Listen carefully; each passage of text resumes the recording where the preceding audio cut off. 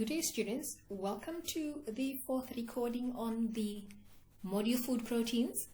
In this section, I'm going to focus on the chemical changes that takes place during processing and storage of food proteins, with emphasis on the effect that those changes have on the nutritional and functional properties of these proteins. Before talking about these chemical changes, what I want to talk about is the nature of a food product. A food product is made up of different composition, like your proteins, your lipids, your carbohydrates, your salts, your phospholipids, everything that's in there, either macromolecule and micronutrients. So in this section of the work, we're going to be talking about how those macromolecules as well as their byproducts then react with the side chains of the protein. So when that happens is that there's the change in the protein that takes place. Depending on the type of chemical reaction taking place, the change can either be desirable or undesirable. However, what usually happens is that when the changes takes place on those proteins, it actually renders the protein undigestible. And if the protein is undigestible, it means that it's biologically not available in terms of its nutritional value is then lost. Okay, so of the chemical changes that I'm going to talk about, the first one is what we call non-enzymatic browning via a process known as the Maillard reaction. Maillard reaction is a process that takes place between the reaction of a free amino group of a protein with a reducing sugar or a carbonyl compound of a reducing sugar such as glucose, fructose, and ribose. So it's actually a condensation or polymerization reaction. When we're talking about the protein, we talk about the amino group only. And the amino group that we're talking about are the free ones. In total, we actually have 4 amino groups in this entire protein. However, only these 2 are available because the other 2 are involved in forming a peptide bond. So if there's any Maillard reaction taking place, it's between the free amino group that are polymerizing with the carbonyl compound. So what happens is that the Maillard reaction is actually favored by high temperatures.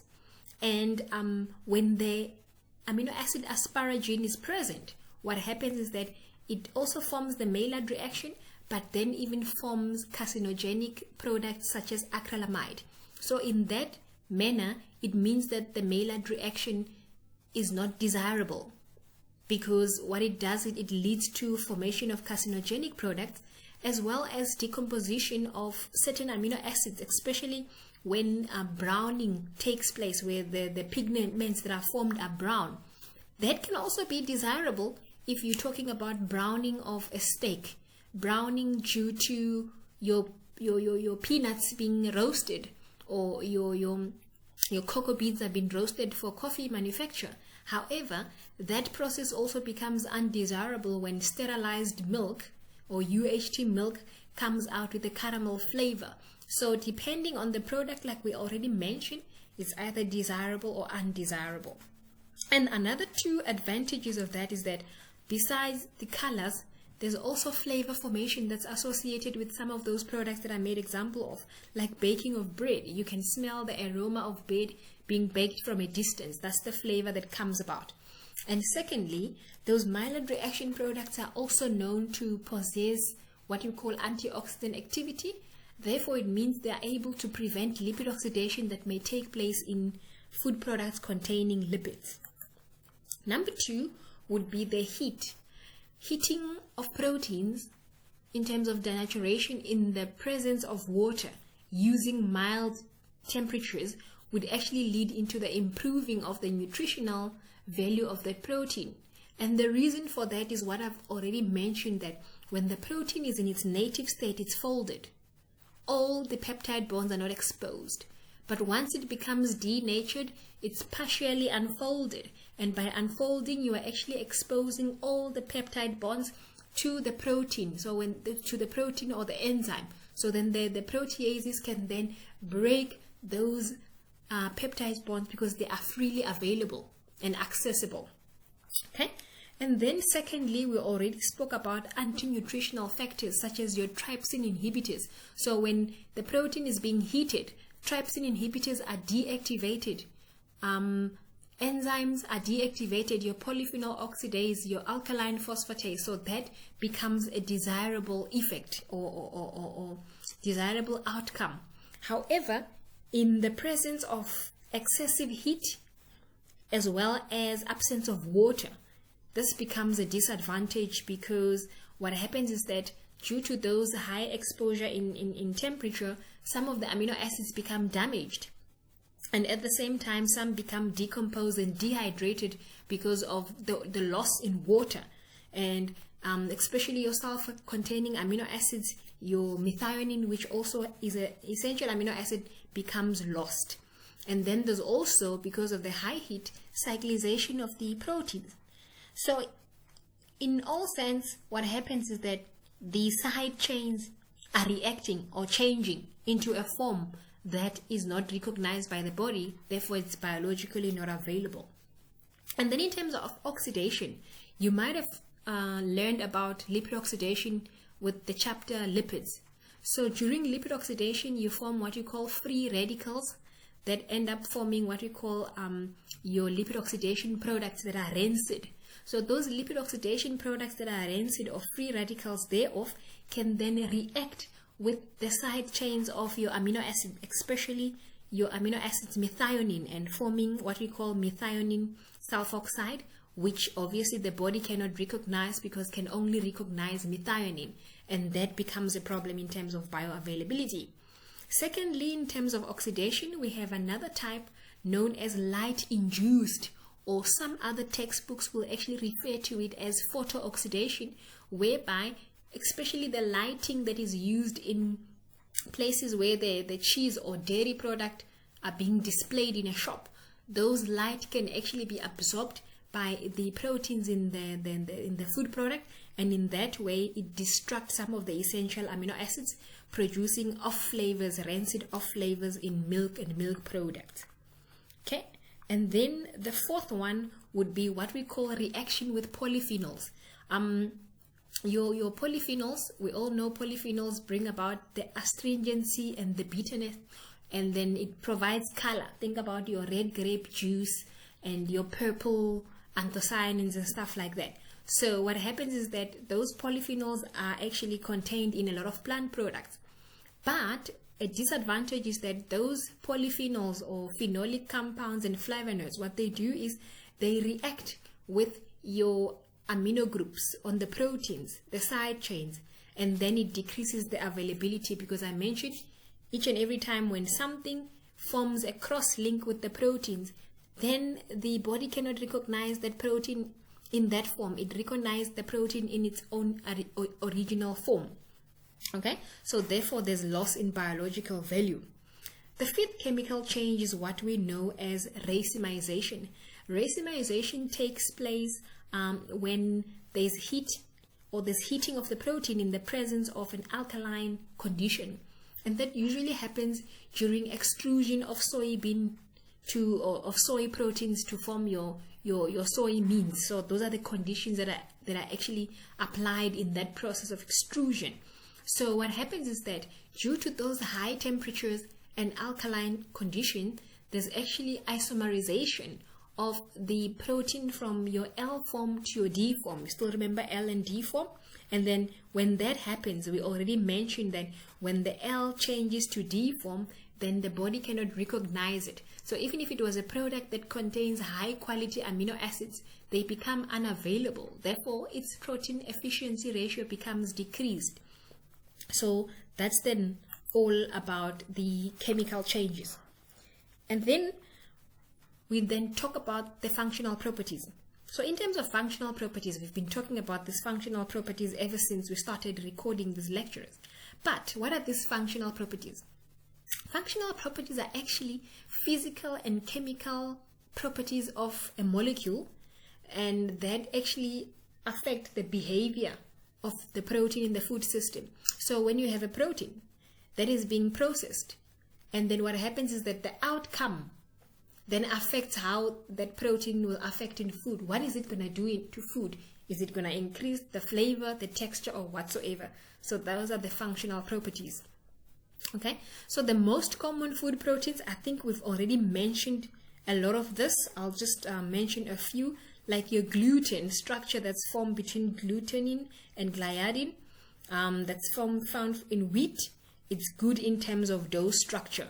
Okay, and then we mentioned casein. Casein is a milk protein, is a phosphoprotein, and it helps in terms of formation of your micelles, and also functional property wise when products like your cheese are being formed.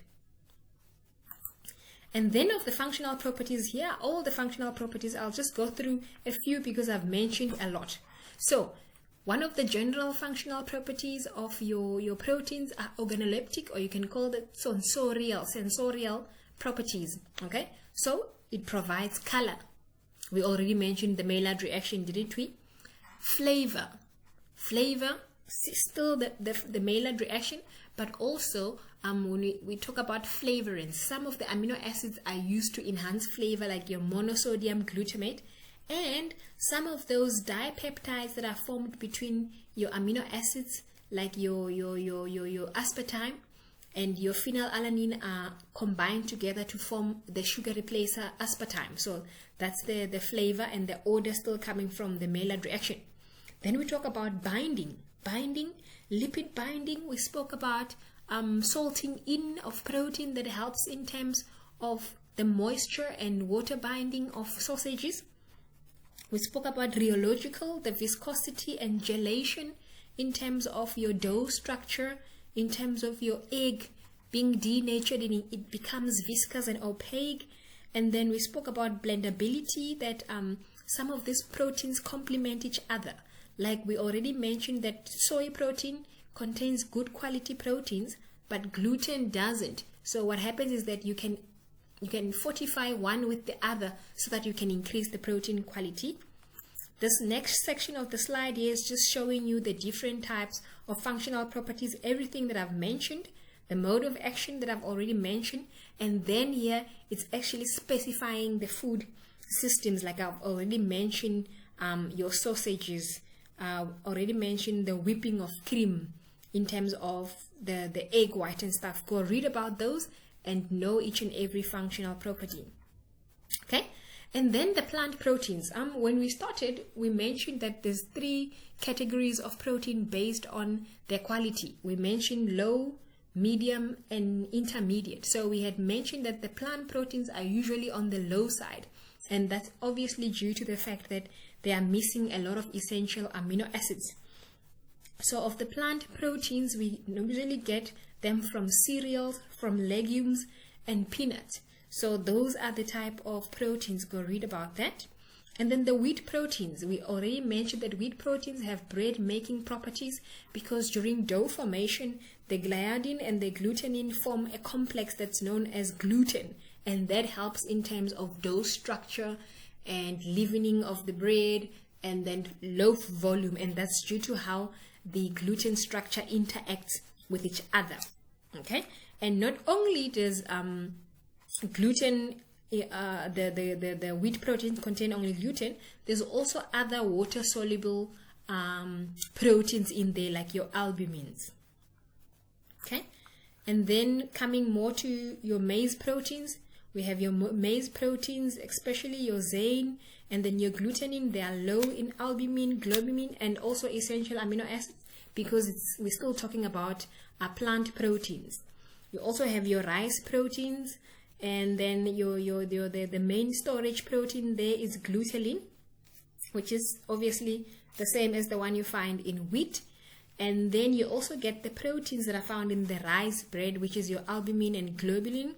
And what happens is that depending on the extent of your refining, the white rice can be high in glutenin, but the brown rice, because it's not being refined, has both glutenin and albumin. Like we already mentioned, with either plant and animal ingredients, the composition is obviously affected by the age, the animal feed, and where it was planted, and so on. Then from there, we then start talking about the soybean proteins. We already spoke about soybean, that out of all the plants, soybean actually has better quality protein. than the others. That is why it is then blended with with your wheat. Okay, so why? It's a good source of essential amino acid. However, we mentioned that it does not contain gliadin and glutenin, so therefore it cannot be used in bread making because it won't provide that structure that's going to bring about the loaf volume. However, when it's blended with wheat flour, then there's a complementary, then it helps in terms of the dough structure. Okay, they are highly soluble in water. That is why we can actually make milk from your soybeans by grinding and cooking and then filtration. And also in terms of functional properties, we can actually make tofu by coagulating the milk coming from the soybeans with magnesium, and in that way we can actually magnesium sulfate, then we can form tofu. Tofu has a texture like that of your feta cheese. Okay, so people that like it, they say they enjoy it, but for me tofu does not taste like anything. Okay, and then the proteins in food, continuing on the animals, the animal proteins are then found in your meat, your milk, and your eggs. So we're going to start talking about the eggs. Eggs, obviously, like I already mentioned, fall under the high to intermediate to high quality proteins. When we're talking about the protein in the egg, we talk about proteins that are found in the egg white and those that are found in the egg yolk. So in the egg white, we've got your oval albumin, the egg white oval albumin, it's albumin. You've got the ovumycoid, and very important, there are two proteins, lysozyme and avidine, very important because they provide antimicrobial activity. That is why the egg is usually sterile, because of these proteins that then attack the peptidoglycan layer of the gram-positive. So then you find that they are working as antimicrobial, which is an important aspect. And then in egg yolk, you have your livetin, your phosphovitin, and your lipoproteins, and those, very important, are conjugated proteins, especially your lipoproteins. They are very important in terms of, it's a protein that's attached to a lipid, so it has the emulsification properties. That is why your egg yolk is then used to as emulsifiers in your mayonnaise production. Then we talk about the milk proteins. Milk proteins, what we focus on are the chief proteins, which are caseins. But caseins are not the only proteins you find in milk. There's also some serum proteins, but casein comes in high quantities. And caseins are also what we call phosphoproteins, so they are conjugated proteins. Caseins are very important in terms of manufacture of two products, two of the favorite dairy products out there, your yogurt and then your cheese. So what I'm going to do here is I'm also going to dwell on a little bit on the production of yogurt. Okay, so in yogurt, when we're producing yogurt, we are looking for that tangy, thick texture of the yogurt. If it's not tangy, if it's not sour and a little bit thick, unless if maybe it's drinking yogurt, but obviously the consistency is not like that of the pure milk. So that's what we're looking at. Those are the functional properties. So what happens in terms of yogurt production? The most important ingredients in yogurt production is the milk and the starter culture. Other things like your skim milk powders, flavorings, and fruits, that can be added on the side. It's more for flavor than anything else. But in terms of your milk and then your starter cultures, they are there because of the functional properties. So in the milk, what are the key ingredients in milk that actually allows the yogurt to take the yogurt to be formed? So in milk, you get water, you get the protein casein itself, and very important, you have lactose, and then you also have what we call whey proteins. Those are the serum proteins that I spoke about there. So I'll repeat, it's the milk. The milk contains water, obviously. It contains casein, it contains lactose, and it also contains whey proteins. So what actually happens there, those are the four main composition of the milk. And then we also have the starter cultures. The starter cultures can be your lactic acid bacteria, can be your streptococcus bacteria. So you already see them there. Those are your starter cultures. So what is the actual chemistry and the procedure in terms of milk manufacture? First of all, the first thing that is done when milk is being received, because milk comes from different farms and you don't even know what is the contamination level thereof. So when the milk enters, then the milk becomes pasteurized using pasteurization temperature, whether it's long temperature short time or high temperature short time. You remember those high temperature short time, low temperature long time? I get confused between those two. So with pasteurization, first of all, we know pasteurization is going to deactivate or kill the pathogens. Very important. Number two, one of the functional properties is that the pasteurization then denatures the whey proteins, and it will help in terms of the gel structure later. So pasteurization, killing of pathogens and other microorganisms, spoilage microorganisms, and also denaturation of the whey proteins. That's number one. And then from there, then the milk is cooled to a temperature that is favorable for the growth of whatever starter culture that is required there.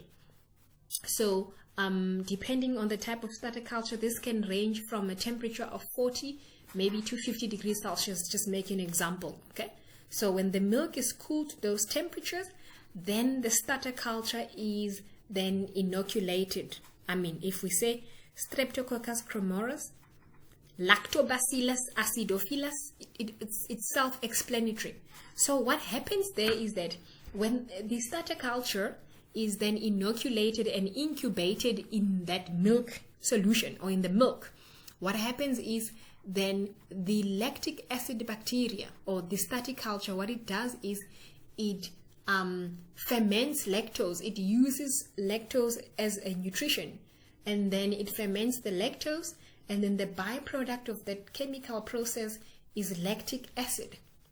So the lactic acid, as it's being produced in the milk, it's actually decreasing the pH of the milk. It decreases the pH of the milk up to a point whereby it brings down the pH of the milk to the isoelectric point, which is 4.6 to 4.7. And at 4.6 and 4.7, or between that range, what happens is that the protein gets to what we call its isoelectric point. The isoelectric point is a point whereby the milk proteins do not have a charge. Their net charge is 0. And based on that, what happens is that when they get to that point, they clot. Clotting takes place. So due to that, the acid being formed in there, it actually, the milk then coagulates and clots, increasing the viscosity of the milk. And in that way, that is how the yogurt is formed.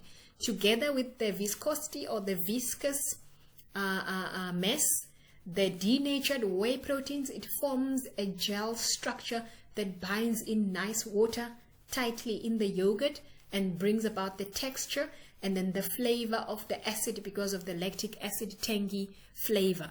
And that is then your milk. After your yogurt. After that yogurt is then produced, it's then cooled to lower temperatures because if it's kept at the temperature, the lactic acid bacteria is still alive in there. Therefore, it will continue and ferment the lactose. But when it's cooled down, obviously we know that it's cooled down below temperatures where its enzymes are active. And that's just the manufacture of your yogurt. And then in terms of cheese production is also similar because we are also relying on the functional properties of the casein. So what happens is that this Rene is a set of enzymes that are actually produced or extracted from the stomach of calves. So what happens when Rene is added to the milk? What happens? It coagulates the milk protein, the casein, and forms a curd. Okay, it forms a curd, and then there's also whey proteins, which is liquid. And when the curd is pressed, that's when you actually form your cheddar cheese. Okay, and that also relies on the isoelectric point of the milk proteins. There's also what we call acid casein milk, whereby we just use a pH to drop the milk. So instead of adding lactic acid, then you add any acid. Then it just takes the milk to those isoelectric point, and then you can also produce your cheese. Then there's also the Rene casein, like we already mentioned. But in terms of quality, the cheese that has nice flavor and good qualities, that's produced with the casein Rene, not the one that's produced using acid. Then from the dairy, we then move into the meat. Okay, so the meat consists of 3 very important proteins.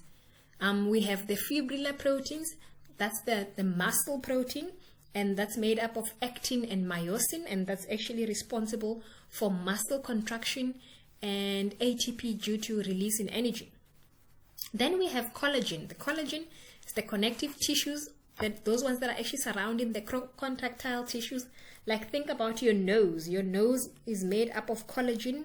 Your ears are made up of collagen. Your gums, the skin also contains some form of collagen. The cartilage that's around your bone, that is actually collagen.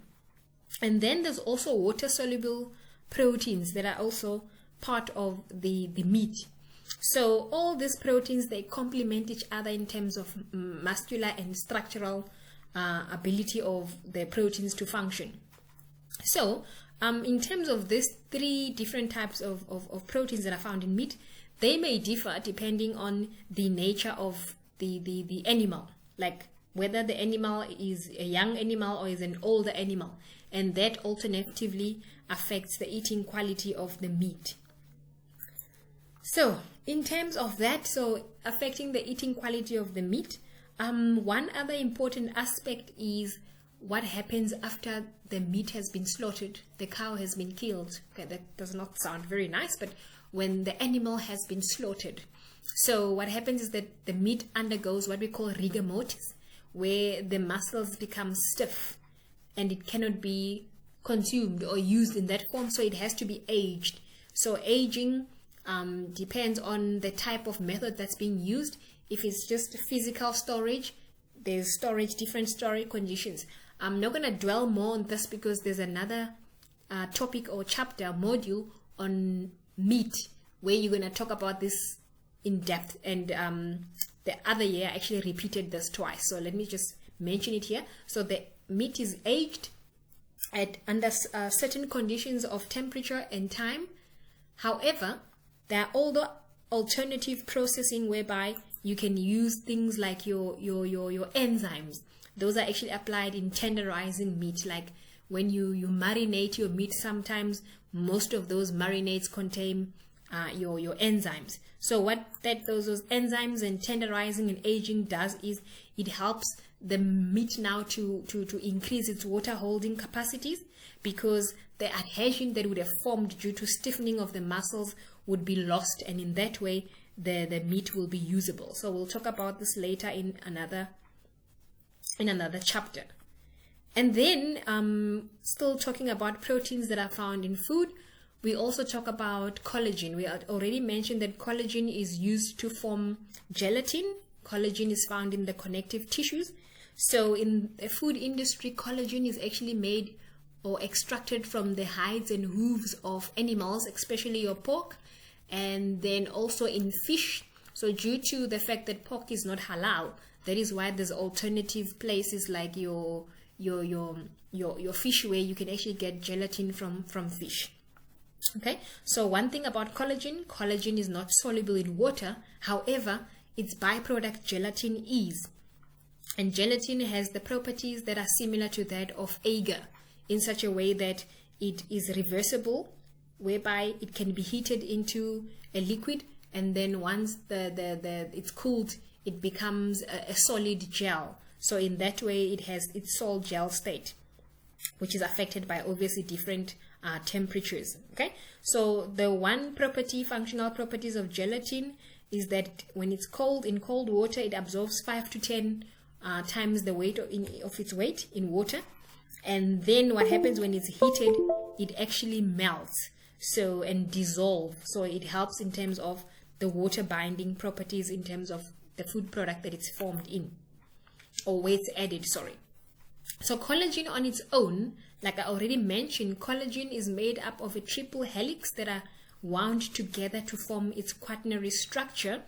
And then, like I already mentioned, it's fibers. So fibers are actually used for fibrous proteins, which are connective tissue. They're structural. They provide structure, bones and skin and collagen and all that.